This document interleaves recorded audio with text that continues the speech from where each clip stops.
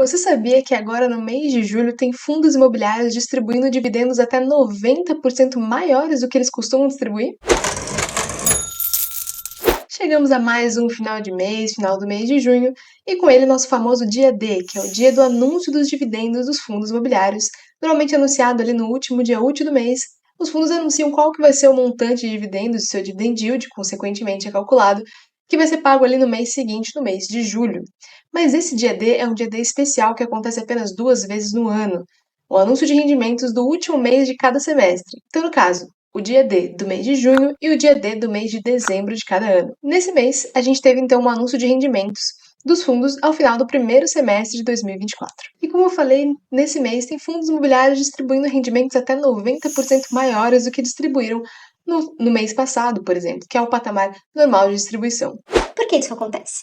Isso é por conta de uma determinação legal de que os fundos imobiliários precisam distribuir até no mínimo 95% dos lucros apurados em regime caixa em cada semestre. Então, ao final do mês, aquele dinheirinho que ainda não tinha sido distribuído dos lucros apurados no semestre são distribuídos de uma vez só nesse final de mês. Ou melhor, final de semestre. Agora, se o fundo já distribui seus lucros mensalmente em forma de dividendos, por que sobra algum dinheiro no final do semestre? Isso porque os fundos costumam utilizar uma certa reserva, eles guardam uma parte dos lucros e não distribuem tudo a cada mês. Mas é como se fosse uma reserva de emergência de cada FII, assim como nós fazemos também na nossa vida para eventuais imprevistos. Mas o que são, então, os imprevistos do fundo imobiliário? Pode ser que, por exemplo, um fundo receba ali no mês o pagamento de uma venda de um imóvel que ele tem, então ele recebe um lucro extraordinário maior do que ele normalmente receberia, então ele, ao invés de distribuir todo aquele lucro, digamos que tem um resultado aí de 10 centavos por cota, um lucro positivo aí, mas o fundo não precisa distribuir tudo aquilo no mês seguinte. Então ele faz o quê? Ele guarda esses 10 centavos por cota de lucro e deixa aquilo reservado e faz a distribuição apenas dos lucros recorrentes, então a receita de aluguéis que ele recebe dos seus imóveis. Mas digamos que ali há 2 meses, por exemplo, o seu principal inquilino deixa de pagar seu aluguel. Isso tem impacto negativo de 4 centavos por cota no resultado do mês. O fundo, para não impactar negativamente seus cotistas, pode então utilizar essa reserva de lucros. Então ele pega 4 centavos desses 10 centavos que ele tinha guardado e distribui o nível normal de distribuição de rendimentos que ele normalmente distribui no mês, mesmo com o impacto negativo da receita daquele mês.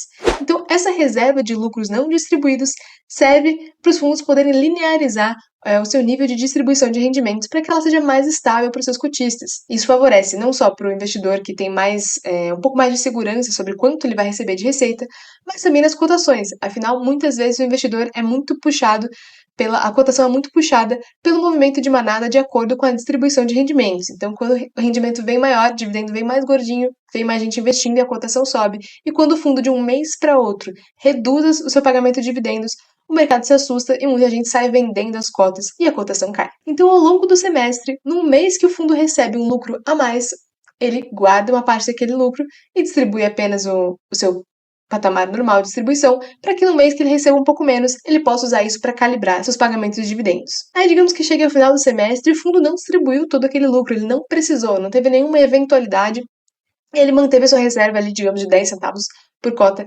guardada no semestre todo. Como eu falei, por lei ele precisa distribuir pelo menos 95% dos lucros, então, chegando ali no mês de junho ou no mês de dezembro, ele pega aquele saldo que estava guardado e distribui numa vez só, num dividendo especial, que é um dividendo um pouco maior do que o fundo normalmente paga.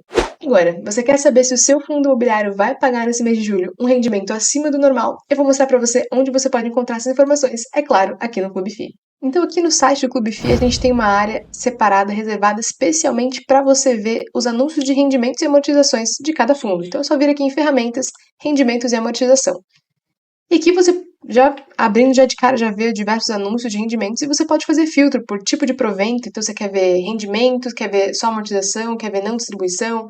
Pode filtrar por setor, por data de pagamento, data base ou até mesmo só os fundos que você segue ou os fundos que pertencem ao IFIX. E você vai modular aqui as informações de acordo com o que você precisa. Então aqui a gente já conseguiria, por exemplo, já ver aqui diversos anúncios de rendimentos. Mas eu vou trazer um exemplo aqui para vocês do que eu tinha falado do fundo que faz uma linearização dos rendimentos. Por exemplo, que é o caso do fundo HGRE11. Então esse fundo, aqui eu vou abrir direto nos dividendos para a gente ver o impacto que teve. Então, o fundo distribuiu no mês passado aqui um dividendo de 78 centavos, que é o padrão normal, o patamar de distribuição do fundo, já há muitos e muitos meses. E no mês de julho ele vai pagar um dividendo de 1,50.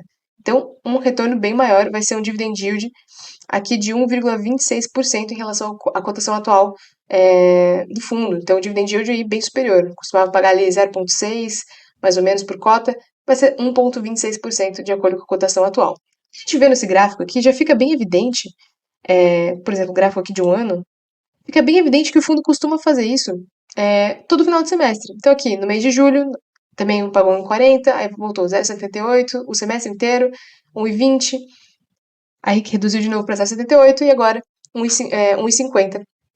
Também um patamar superior. Então, isso já é uma política, uma estratégia natural do fundo, em que ele faz uma reserva de lucro ao longo do semestre para conseguir distribuir os 78 centavos ali mensalmente, já há um bom tempo.